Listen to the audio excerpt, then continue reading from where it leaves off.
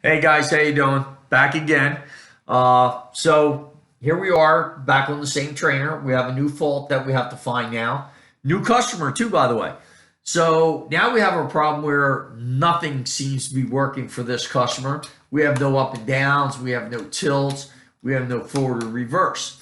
All right. So the first thing we should always check again, and you guys are going to hear me say this to you all the time because it's always the most overlooked thing that any electrical guy does when he's working on vehicles. They always tend to forget, hey, I need battery voltage, right? So we're at 12.83 volts, all right? So we know our battery voltage is good, all right? So now what we need to do is find out, where did we lose the voltage? We know we don't have a resistance or a current problem because nothing is actually working. So we need to find out, is our ground good? Do we have voltage at all? We wouldn't have lost current or had high resistance because neither one of those will affect voltage, right? So we can have all the resistance in the world. We're still going to have voltage. So now that we know we have battery voltage, we know our ground is good here, all right? So let's find out, is our ground also good up with the seat mechanism, the switches, and the relays?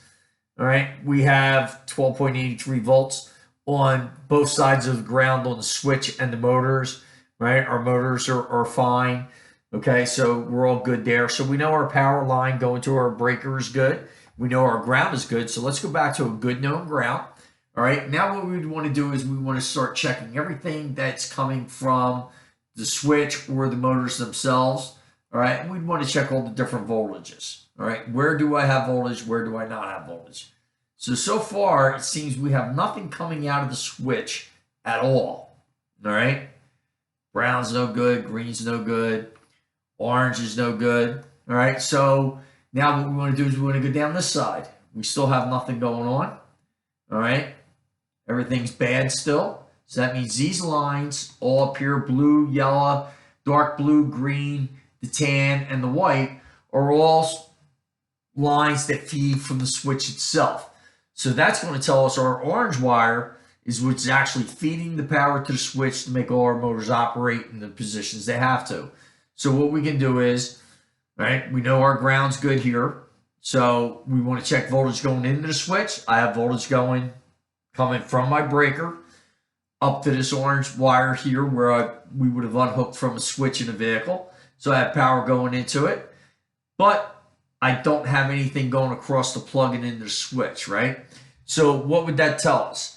Would that tell us we have a current problem, a resistance problem, or a voltage problem? That would tell us we have a voltage problem because I have voltage coming from the fuse.